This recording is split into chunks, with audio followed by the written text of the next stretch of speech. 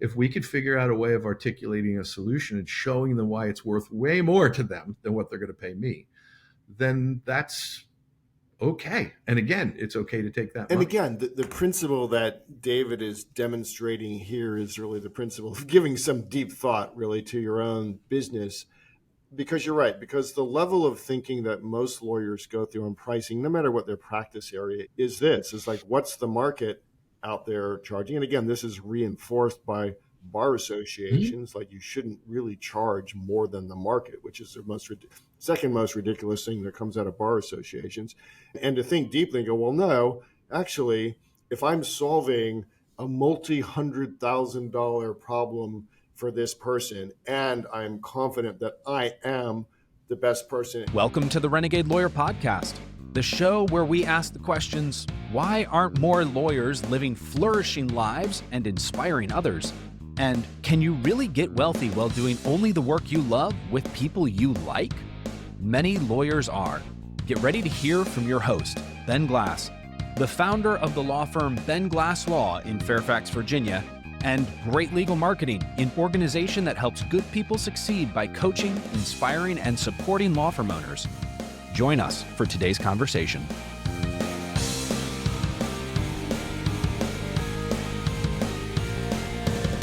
Hey everyone, this is Ben. Welcome back to the Renegade Lawyer Podcast, where I get to interview people inside and outside the legal world who are making a ding in the world. And today I've got a wonderful guest, my good friend Dave Fries, who was a longtime member of Great Legal Marketing Mastermind Group. I met him through the Dan Kennedy world and through a mutual friend of ours, Mike Capuzzi, many years ago when, a little marketing and Life Point, we just got together and created a small little mastermind group, and we would meet in alternate times of the year, once up near Pennsylvania where Mike and Dave were, then down in Fairfax where Tom Foster and I were. And we just got to know each other over the years. And David is an attorney. He's in a somewhat larger firm, probably overall than most great legal marketing firms would be. He's an estate planning lawyer with his clients are high wealth individuals. And so David is also an entrepreneur. He's got his feet and hands in a bunch of different businesses. He's a great coach. If you hear a buzzing behind us, they're finishing up some construction within the building. That sucks. So Dave, thanks for carving out some time and getting on the call with us today.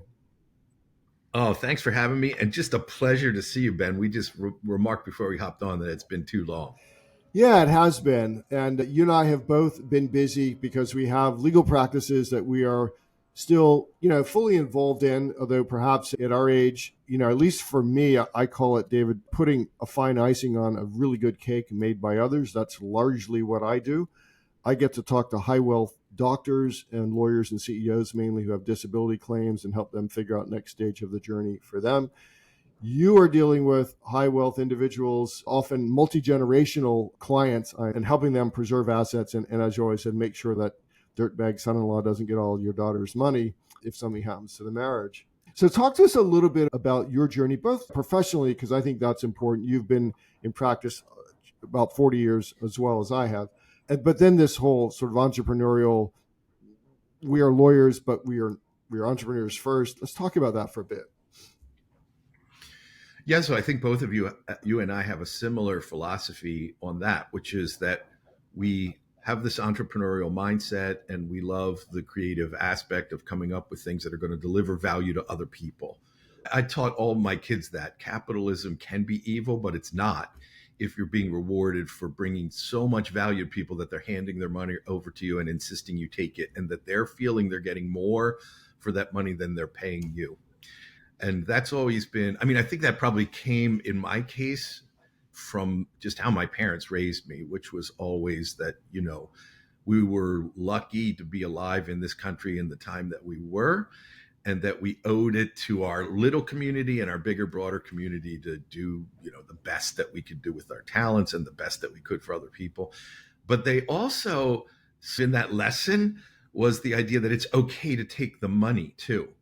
So two advantages I felt like I had was, one, there's always for people ambiguity about money and elements of guilt about money. It's complex. But I was starting from a place where, on the whole, if you did the right thing, you should take the money because you delivered enormous value to other people.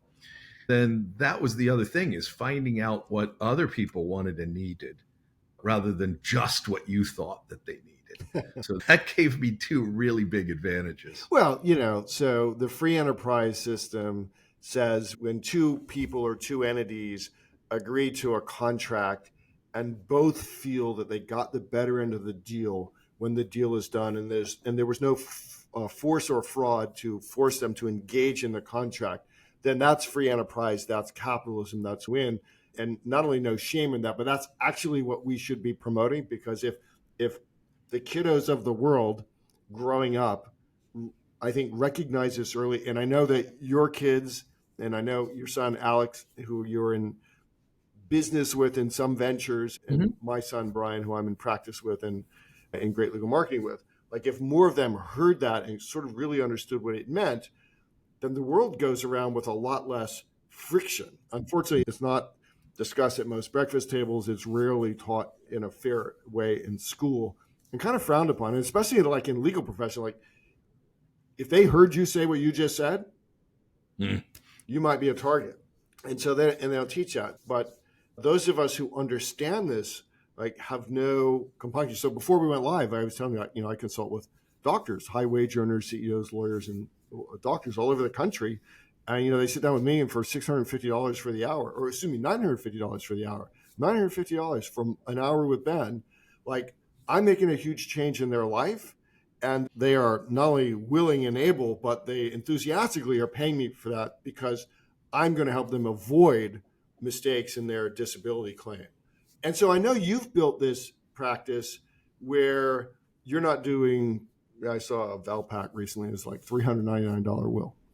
And I don't know if you ever did $399 will, but you are dealing with people with large estates, people with a lot of money. And I know that you're charging, certain above market rates.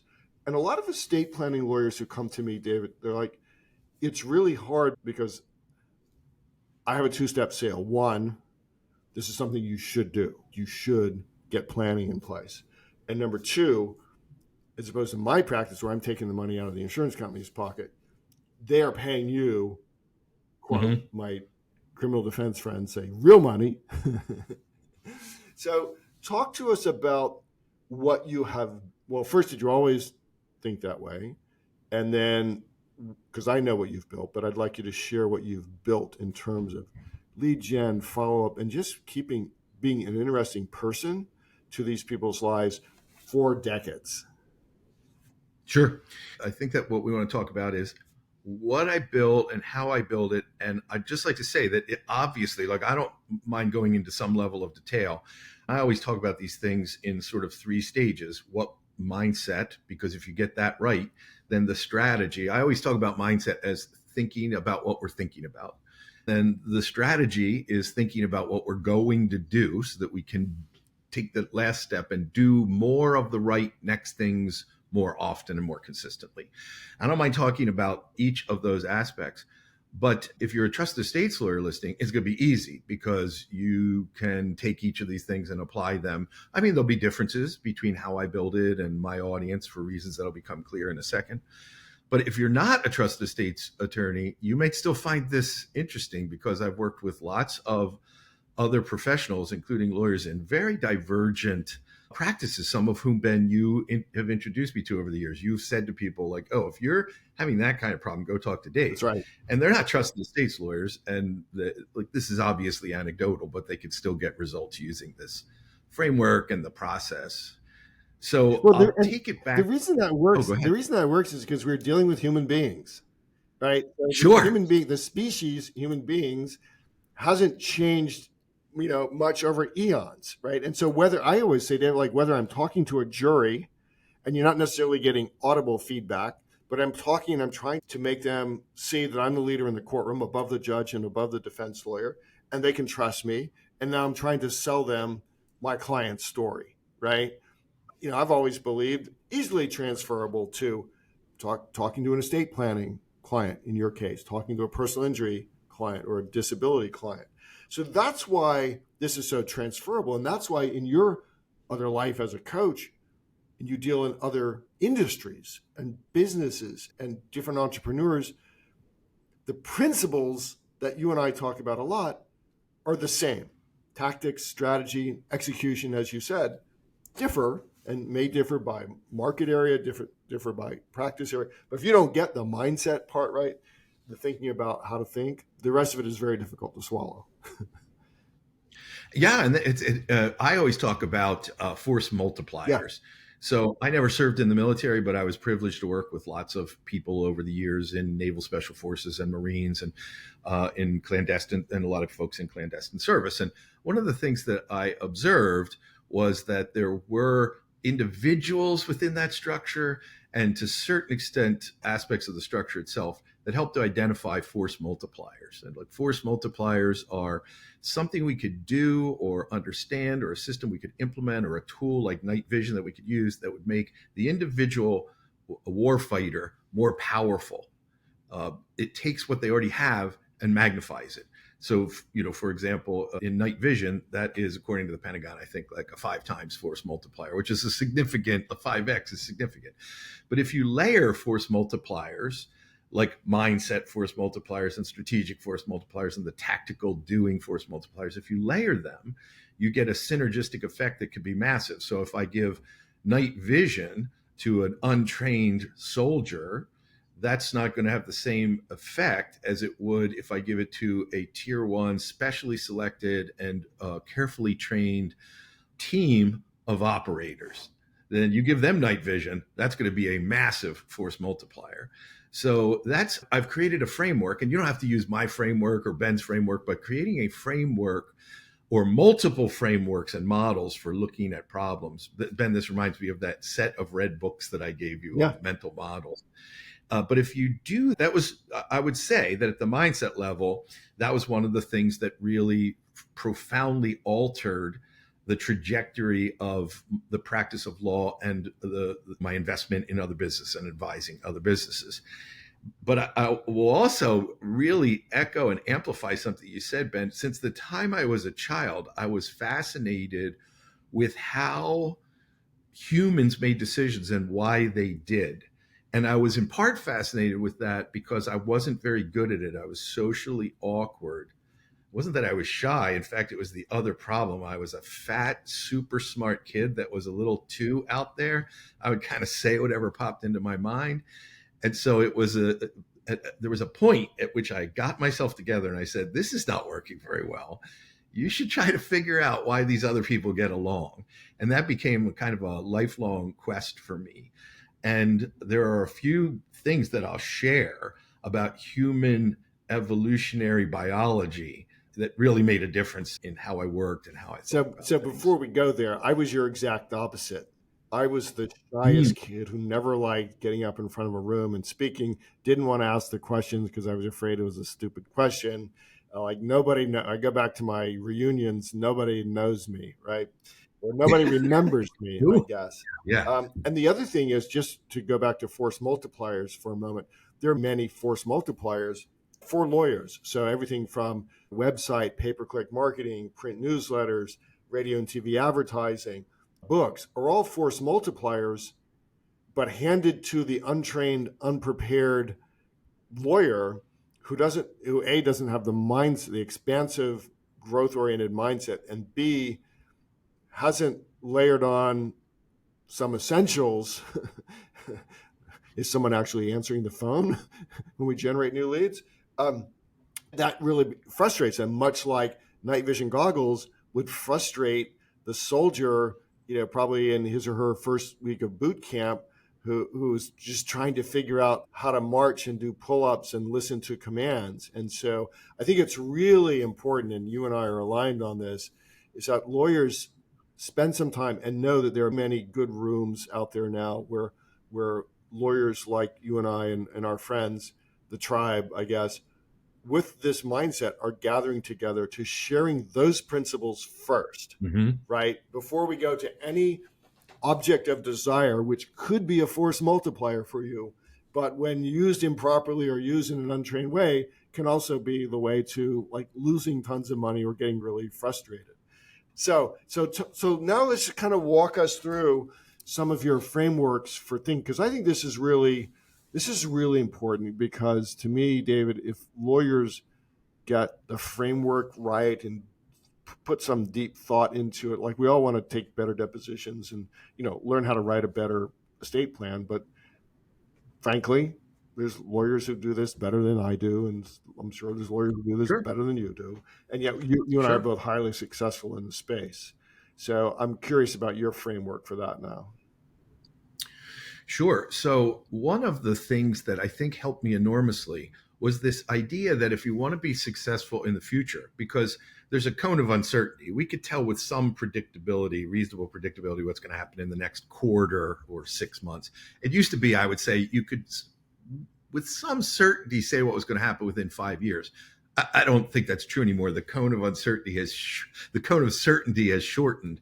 So if you want to have a better shot at being successful in the future, it's useful to think deeply about the fundamentals. And by that, I mean to really get clarification for you as a young lawyer or a lawyer that's transforming their practice. What's my purpose? Why am I here? Why did I create this? What's this firm designed to do? What are my values personally and within this business and practice that I not only am not going to betray, but that I want to emphasize? What's my mission? What do I want to accomplish in measurable ways? That's just a little bit more tactical than most people think of mission over the next year or 2 years or 5 years. And how, and who am I selling to? Who's the avatar? What do they need? What are their pains? What are their aspirations? Because only when we have clarity about all of those things can we evaluate, prioritize, and align the things we're thinking and doing. That's the only way. And it doesn't mean that we can't change our mind about some things as we go into the actual future and it changes, but we're better prepared for that. The other thing is you've got to place small bets because in the future, we don't know which trajectory it's going to take. So I like to place small bets and try things out because if any of them work in the future, I'm going to look like a genius because I was aligned. And I'll give you a perfect example of that. When I went to law school, I thought I wanted to be a trial lawyer. I went to a class that interested me because I was a historian on federal estate tax. And I looked around. I was at Penn and I came out of a small liberal arts school and I thought, oh, I got into like almost every top 10 law school in the country. I'm a good test taker. So I scored in like the 0.5% of the top of the LSATs or whatever they used to evaluate us in those days. And so I go to Penn and I'm thinking, oh, everybody here is the valedictorian of their class and scored the same thing I did on the test. And so this is just going to be awful and difficult. It wasn't. It was a piece of cake. I had a great time. And so that taught me a valuable lesson, which is that if you've got some clear thinking and some processes, some systems. I was married, by the way, started a business, worked after the second year. I was appointed as a clerk by the Pennsylvania Supreme Court to a judge. So I basically had 2 jobs and I was married. I had no time to goof around being afraid of things that were stupid to be afraid of. And so I ended up having this good experience and discovering that when I was in that class, all these smart people around me were rocking and holding their heads and they couldn't figure out what was going on. And it seemed very clear to me. So I discovered a talent that I had and the thought to me at the time of legitimately helping families to retain more of their resources rather than give them to the government to spend as the government saw fit. I mean, I pay my taxes. I understand why we do. But it was really invigorating to me to know that I could alter that balance a little bit because the government makes these laws so confusing to people that they'll do nothing and they'll lose vast fortunes because they've been confused. We see that. So we see that even today with the PPC programs and the ERC programs. Like I try to go and there's all these pop-up experts, right? I've actually gone because so this is funny, David. I don't know if I ever told you this. In law school, I was either going to be a tax lawyer or a litigator because I like tax class. To me, that was black and white, logical, rational, and I got it, right? And so I went recently back into the regs, and so I started reading stuff and going, all right, I think I can figure this out, but it is very complex, and I can see why most business owners go, I don't know. Yeah, and the other thing I would say is, the framework you gave, deep thinking about why you exist, why your firm exists, what do you actually really want to accomplish in the world, what makes you happy. The sad part is that's not in any law school's curriculum. That's not in the Bar Association CLE curriculum. Here we are dealing with a profession that is mired in sadness and depression, right? And we have all this, like in Virginia now, this is so crazy. We have to report that every 3 years we've attended 1 hour of CLE on lawyer wellness. And my son and I are like, do the 5 days a week that we're in CrossFit, do the multiple vacations that we take, do the date nights with our wives, can that be a part of our 1 hour requirement? Because we're living lives of our own design. It's the dumbest thing. It's the dumbest thing that the Virginia State Bar has ever done. Which is saying, yeah. Don't get me going on that. But that's it's just, I just wish that more in part of my mission, part of my reason for existing is to get more, particularly young lawyers, to recognize that the framework you just described is absolutely the right framework. You have permission to build a life and a practice for yourself. If this is not your mom or your dad's practice or the government's practice or the Bar Association, it is your life and your practice. And there are so many different ways to take your law license and build something that's valuable to the world, valuable to you and your family. And guys like you and I and the folks that we hang out with, especially the lawyer coaches that we hang out with, like there's lots of different avenues to go down. And the saddest thing I see, David, is when I get to rep sometimes 6 and 7 year associates at Big Law who've got something going on and now they can't work their 80-hour week stuff. And I have this discussion with them, David. They don't even know that the world that you just described exists. Like, oh, there's no alley that says build your own life. I go, actually there is. And here's some pictures and some video of lawyers who've been down that alley. Hey guys, this is Ben. If you like what you've been hearing on this podcast, not just the marketing and practice building strategies, but the philosophy of the art of living your best life parts, you should know that my son Brian and I have built a tribe of like-minded lawyers who are living lives of their own design and creating tremendous value for the world within the structure of a law practice. We invite you to join us at the only membership organization for entrepreneurial lawyers that is run by 2 full-time practicing attorneys. Check us out at greatlegalmarketing.com. But anyway, yeah. So back to your framework. And again, anyone who's listening to this, like listen to what David just described. Like go back and listen to this again, because I'm telling you that this is 100% possible. It requires you to call time out from the hustle and bustle of the normality of a lawyer's life, hang out in my room or somebody else's room who's thinking like this, right? And let's reshape. And it doesn't matter whether you've been practicing 1 year or like you and I, 40 years or so, like you can reshape the life that you're living.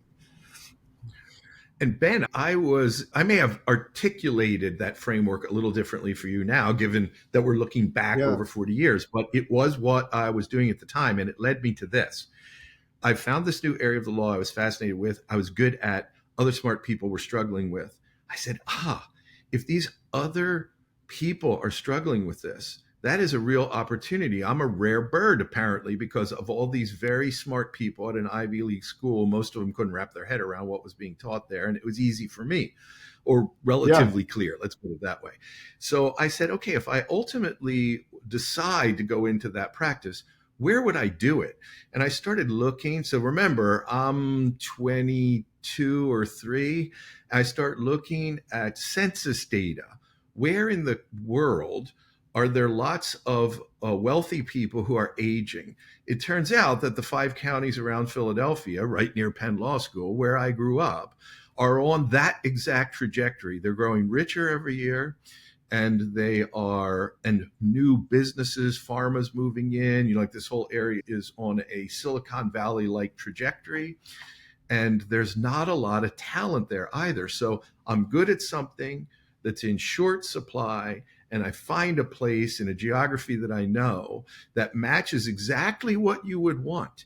And so if you're saying, wait, Dave, are you saying that you should be thoughtful about where you're going to actually practice? Yeah, that is what I'm saying, because I can price my services and there is a demand for every day of every week, I have multiple lawyers sitting down with people that have a net worth between $5 and $25 million every day, every week. And many that, look, we help people that have smaller estates and we help people that have much larger estates. But every day, decamillionaires are coming in and saying, look what I built. And the stuff they built is as weird as you can imagine. That's It's the other cool part about what you get to do is you and your lawyers are talking to highly successful, highly driven people who have built interesting lives and businesses.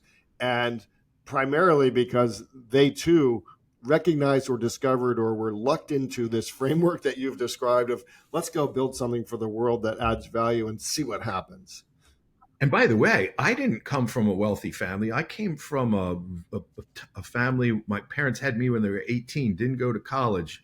I don't ever remember not having food, but I remember having a sense that I was pretty happy we had some food there. And these entrepreneurial business builders, sometimes over multiple generations, they're of all the story of America I see all the time.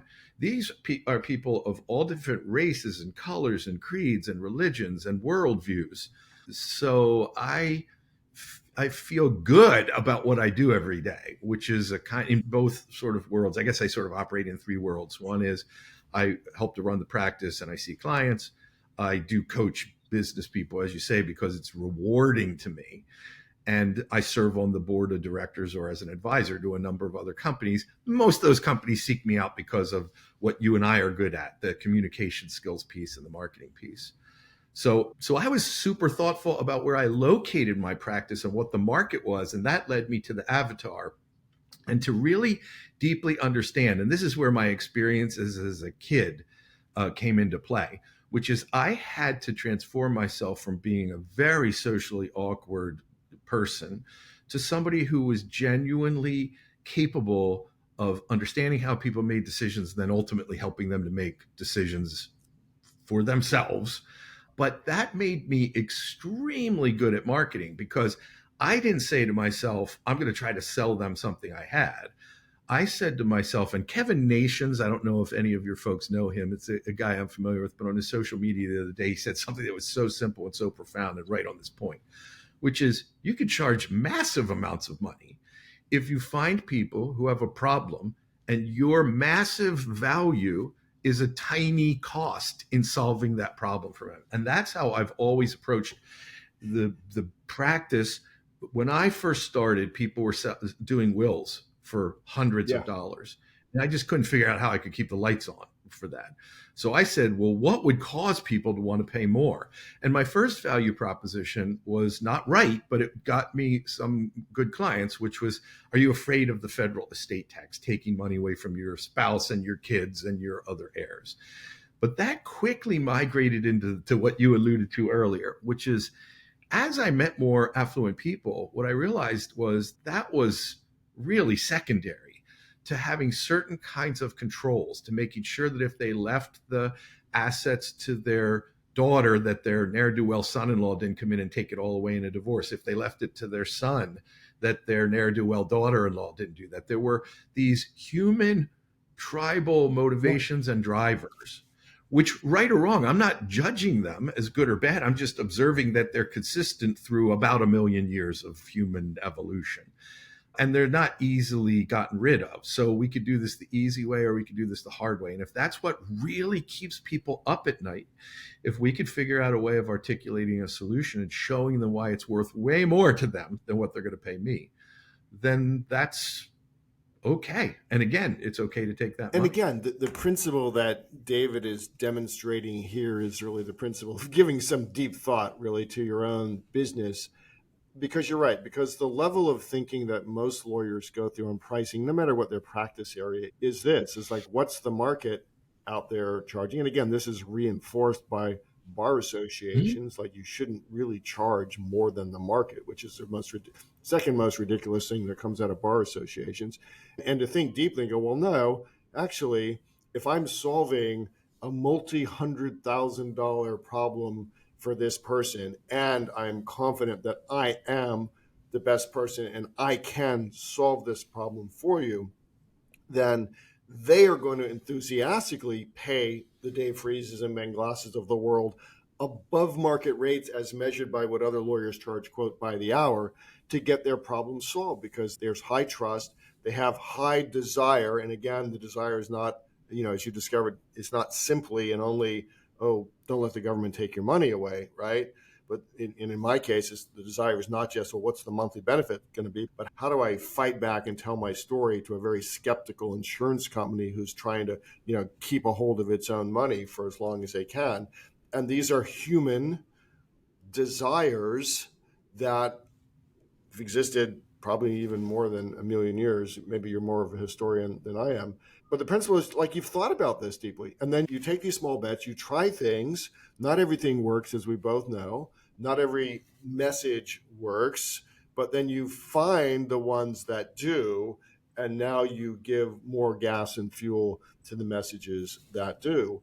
And it's a win. So if you're getting paid an ungodly amount, quote, per hour for your work, that client is thinking, oh my gosh, this is the best deal ever, because now I can go to sleep at night knowing that the wealth I've created is protected for my family.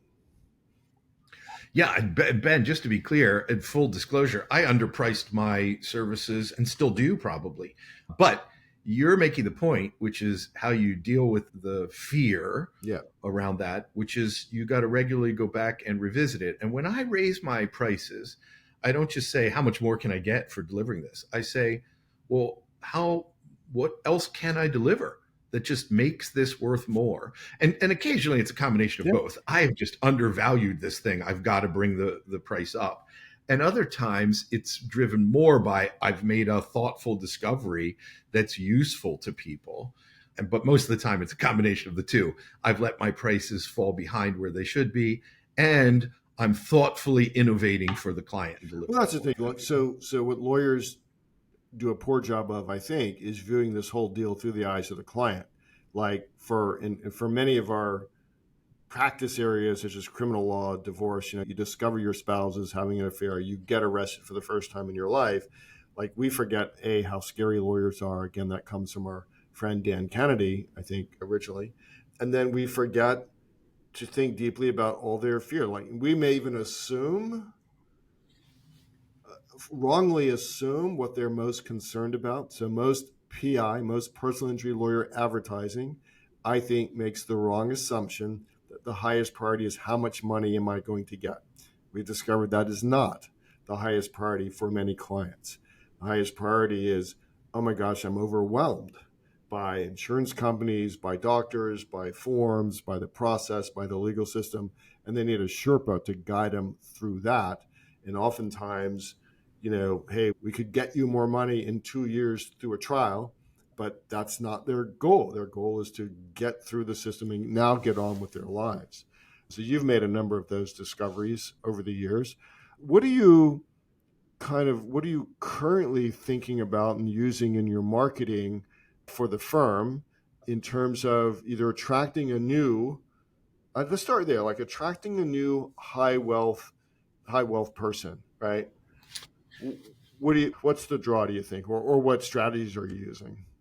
Yeah, so I will answer that, but I think you might be interested to know that we built early on an elder law section of the firm. We built it to service those cases that just came in, because the public isn't really good at sort of sussing out the differences between what's elder law and what's estate planning. So we built that, and we didn't really market it aggressively. It was just there, and it did lots of work that spun off from the other marketing. So recently, within the last 3 or 4 years, we really thoughtfully started to market that. And we found out that the way that the public talks about elder law is not the way that lawyers think of it at all. And as we built some volume, we got more insight into the language that they used to describe where they were and what their fears were. And we found out that the client was not the 78-year-old mom or dad, but the client was the 60-year-old son or daughter worried that mom and dad were going to lose all the assets if they both went into a nursing home, and was there a way to mitigate that risk. And so we were able to then start to build out marketing for the person who actually was the buyer. Now, ethically, there's an issue that the lawyer has to be clear about in who they are really representing, because if they're really representing the son and daughter, then there are different ethical obligations to make sure mom and dad get counsel. But putting aside that for a moment, the people who were making the earliest decision to expose mom and dad to this type of planning were not mom and dad. Often when they found out what was possible, they were enthusiastic participants in it, and sometimes not, which is okay too. And we're pretty good about making sure that the ethics are clear, that we're representing mom and dad, and that we're not going to have mom and dad. Look, nothing that I ever say on a podcast or in writing, nothing you ever say is to violate your license. No. Our position is that the mindset of most bar regulators is closed and is, and surrounded with a thick black box, and that lawyers should not be intimidated by that in creating practices that serve their own lives. And so, be real clear. Like, don't misquote Dave Friesen and Ben Glass on this, right? Or we'll bring you on a podcast and whip you. But I brought that same process to this elder law thing. I said, okay, now why does this exist? Why do we think it was a good idea to begin with? How could we optimize it? What are the values that we bring to this? What should our mission be over the next few years as we look deeper into the future? What do we expect and want to happen with this? Who is actually the avatar? Where are they on the journey when they come in and make a decision? Only when we had clarity of that could we then even begin to think about strategies and tactics. The strategy being thinking about what we're going to do, the tactics being the doing and the implementation and the follow-up. Only when we had clarity about those other things did it make any sense. Otherwise, we're just wildly doing things. We're not likely statistically to be doing the next right thing as often as possible. And so we brought that framework that I talked about earlier to this elder law thing, and we figured out, okay, this is who actually makes the buying decision or who starts the process, and this is how they're thinking about it, and these are the pain points, and these are how they describe them, not us. And then one of the things we found out was that people knew about elder law. They had a suspicion that it was important to them, but they needed to know more to go from I'm frightened to, oh, I have options. So we started to run a series of online, because this was during COVID, we started to run a series of online seminar kind of programs to show people what it was, to like open the black box to the public so that they could see, to open the hood of the car and show them where the oil went in. And we thought, oh, we'll get 5 or 10 people. We would regularly get 75 to 100 people on these hour to 90-minute long programs. And then we got smarter at what are we asking them to do at the end of that. Like, okay, armed with this information, what should you do? So I know you asked me about the estate planning section, but this is proof that you should be innovating and thinking about all your practice sections. Obviously, if I'm going to spend advertising and marketing money, in general, I should spend it where it's going to do the most good the fastest, because there is time value to money and time value to bringing the value to other people. But there is a secondary purpose in this, which is producing other ways of evening out cash flow, bringing in team members that you can cross-train. There's a lot of advantages to getting more than one practice area working really well. So I mentioned that on the estate planning side right now, our strategy has actually shifted from bringing in new prospects. We still do that, and I'll talk about how we do it. But we now have 11,000 files open for people for whom we've done estate planning or elder law planning. And so one of our strategies is that they really need, and we've been good about this. So we planted these seeds a long time ago, that this is from the very first will we ever wrote. We would say, like, this is not the end. This is the beginning of how you do this. And these are the sorts of things that would cause you to want to come back in and change it. So we're seeding to the client that it's important for them to come back to us and why that has value. And we even show them early on and repeatedly what the triggers are. We also use an imprint newsletter and alert to regularly, like, we'll say, here's news. This is what the statute changed. Here's a quiz to see if this applies to you.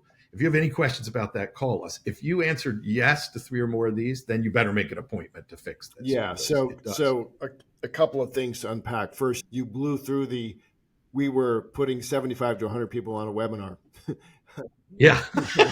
So was that done primarily by what you have now just described, which is marketing back into 11,000 open files, or did you do anything to try to, with those webinars, try to get, quote, the public outside of the firm? Yeah, so a great question. One is that it was driven primarily by email campaigns and direct mail to the existing universe of clients because this is something that we knew lots of them wanted and needed for their parents. So a lot of our 45 to 65-year-old clients knew that their parents would need this. One of the other things in hindsight that was brilliant was that we charged for it. So we wanted to make sure that people had like some investment in it. And then we said, you can bring your executor, trustees, kids with you so that they understand this for free. So, we're charging you because we want to make sure that you come. And we explained why we charge. Sure. We could have offered if they came to give the money back. That is not a horrible strategy. We were like, let's see what happens, because this is not how we're going to make our living, charging for these seminars. The whole point of the charge was if that offset any of the costs of bringing everybody there, great.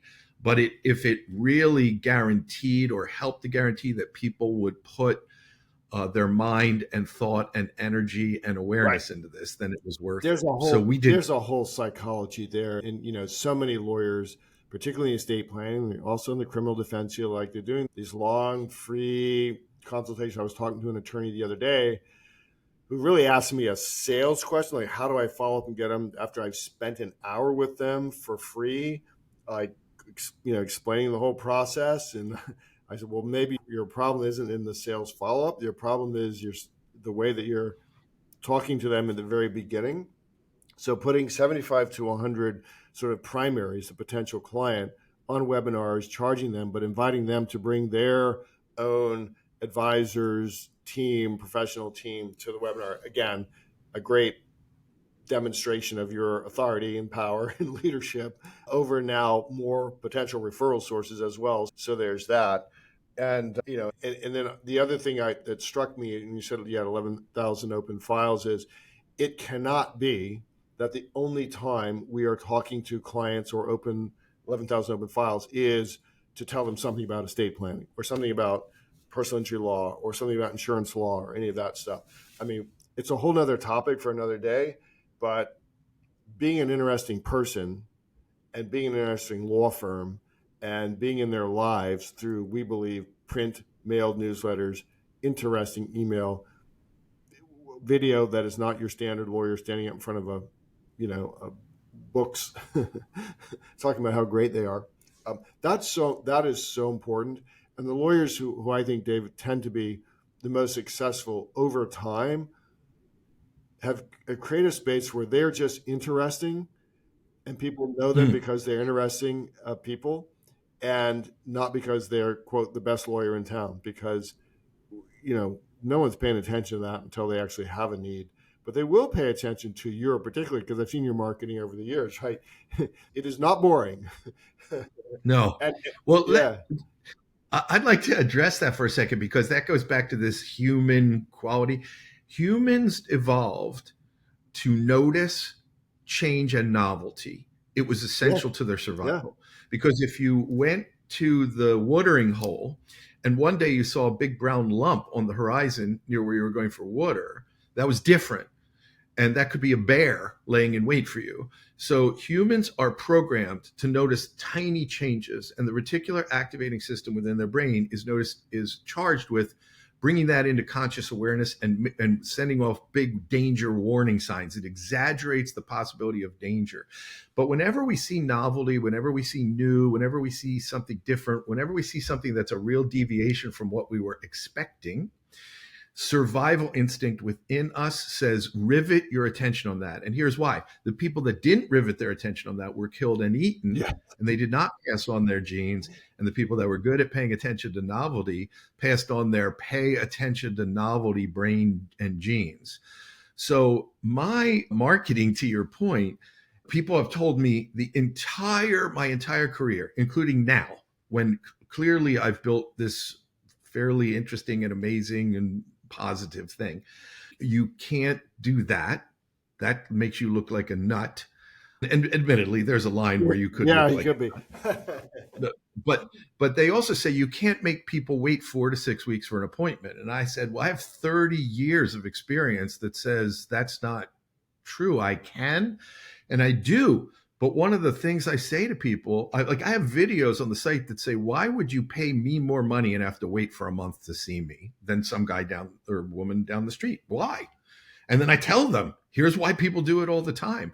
So I'm not hiding from people that it takes them a long time to see me. I'm making it part of what's the experience of seeing me is. And it's not a lie. I'm just busy as all get out because I choose to be, and not because I have to be. And I choose to be busy in lots of different re-energizing ways too, and to allocate my time.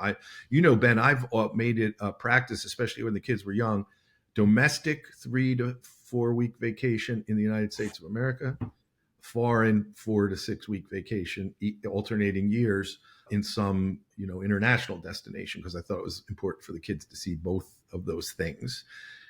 And people said to me, you can't do that in the private practice of law. You can't take off that time. Well, you can if you're thoughtful about how you build the practice. And the pictures you have of you petting a Bengal tiger become interesting fodder for the news center. The thing I want to draw lawyers' attention back to in just a moment here is that David just described long delays in being able to see him. He's very busy, and why would you wait 4 weeks and then pay me a lot of money? And so someone is going to say, oh, well, okay, but look, the dude's been doing it for almost 40 years. He's built a great practice. And I would say that many of us, so we use the same type of strategies. Like, I'm very hard to get to. You can't just call Ben and get on the phone with him. And a key to my success was figuring out that strategy while I still had a lot of open space on my calendar, right? And so you have to believe that you're delivering quality legal services and you can actually make a difference in someone's life. And that has to be factually, objectively true. But then you can structure the whole pre-meeting marketing that sets you up as expert versus, the old analogy we go is like, what heart surgeon do you want? The one that can see you this afternoon and operate on you tonight and it's not an emergency? Or the one that has got 6 and 8 weeks backlog of non-emergent patients that need heart surgery? So there's a whole, again, trust building exercise and example there. And I've always told lawyers, David, that if your calendar is wide open and you don't have a lot of work to do, the mistake is to take any work that walks in the door, where really you should be taking that hour and investing it in yourself through courses, through materials, through books, through mastermind groups, things like that. Because what you'll see is these patterns where lawyers who are and other professionals who are highly successful, they often use the success strategies before they were highly successful. And so it's not just that, you're busy because you've been doing it. So I thought I would just pass that on. We're kind of moving up against the clock. I'm curious, your other life, your coaching, I know that you have had different organizations, run different events. Are you doing any of that actively now? Yes. Yeah. It's a passion of mine. So you probably saw my, I'm passionate about what we're doing at the law firm too, but I have been spending a lot of time with a buddy of mine who was a former SEAL Team 6 sniper, breacher, and then later sniper, developing curriculum for people, because I have this business black ops theme, which is, if you're interested in how people that perform at extraordinary levels in extraordinary situations where life and death is on the line, if you're interested in knowing what they know and how to apply it to your business, then this is for you. And I'm also working with another friend of mine who is a former clandestine services CIA case officer in Asia, where I spent a lot of time also. And we're doing what I think is just some fun, amazing work. So we recently ran, this is my model for these events. I bring in, I brought in Jocko before. I bring in a SEAL, I bring in a spy, or I'll do something on the skills of interrogation that I'm familiar with. And then we'll teach this program. So I took a bunch of people to Florida and we formed teams and we taught them to shoot with live ammunition with, some tier 1 operators, CIA agents as their instructors. Then we had them shooting at bad guys as they got out of a car. Just an amazing experience they ever had before. The next day, We have them use simunition, which is like real ammo fired from real weapons, except it's a tiny piece of paint embedded in plastic and like paraffin. It does hurt and it can cut you, but we then had them fight in real world situations so they could see how even with a fairly high level of training and performance they had, where they were learning a little bit more statically the day before, they learned that, even great shooters don't hit that target very often in a real world situation where people are shooting back at them. And then the next day was all the mastermind. What did you learn about yourself or other people? How would you apply that in business? What does this remind you of? And then they would work with one another on their specific business cases. So I'm continuing to do those. I have a big workshop coming up on AI for businesses. I've made extensive use of AI for a long time now. And these, as the large language models developed, I became pretty smart at using them. There's a few tricks that just transform it. I talk to lawyers all the time that go, well, that's just junk that comes out of there. And it's junk because they use it in a way that produces junk. But we have a model, a framework, surprise. Here's what you teach it first. Here's how you teach it. Here's a template that lets you teach it well about yourself, your business, your avatar, the product, the offer. And then and only then do you ask it, based on what I just told you, what other questions do you have for me? Then you answer all of its questions. And then and only then do you use really well-constructed prompts to get it to do what you want to do. So a really well-constructed prompt would be, for a lawyer, would not look like this. Write me a blog. I always say please, just in case it ever goes, live and comes after everybody. It wouldn't sound like this. Please write me a blog on this generic topic, somewhat related to my practice. It would be, as a lawyer with 30 years of experience in this area of the law, write a blog for that audience we mentioned to you earlier that would be both entertaining and in a storytelling model, and would ultimately drive them to order this document or this download PDF, or to call for an appointment, whatever it might be. So there's a bunch of things that you task it with, and then it produces its work. And then there are what I call follow-up prompts that help to refine it. At that point, we're not done, because AI is based on a lot of stupid stuff too. Like, there's a lot of stupidity that's in its learning. And it's designed in some ways to produce things that are ordinary. If you do it right, it'll produce somewhat extraordinary things. But the real alchemy and the real magic happens when you take this thing that you've prompted it to do, and then you bring your human magic to it, or one of your writers do it. Now, people say to me all the time, well, that sounds like it would take longer than just writing it myself. Well, one, it gets written when you do that. And two, if you build this process out and you're following a process, AI writes stuff that might take you hours to research and write in about 70 seconds. Now, yeah, did you take 10 minutes to prepare it, to write that? Yeah, but we're still at 10 minutes. We're at 11 minutes and 10 seconds, if my math is right. And we've got something where now we're editing and bringing our magic to it. So here's what's interesting about all of that is today, and we've been into a couple of normal lawyer CLE events where the question of AI is coming up. David, just anecdotal, based on our own personal experience, 70% of normal lawyers who are at these events have not tried. They've heard of it. They've not tried anything with it. Unfortunately, some of the literature coming out of, the legal ethics gurus is scaring lawyers away. Sure. And so to us, our view is this is huge opportunity.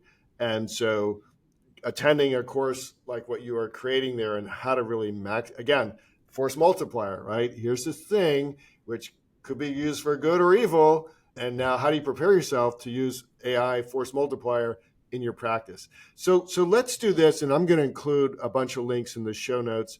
But if folks want to find out either the law firm, Business Black Ops, or this AI program, and I'll put it all in the notes, but why don't you just tell me if you know, if Alex has told you, where do they go? Where do they go? So if you want to see examples of this, there are two places.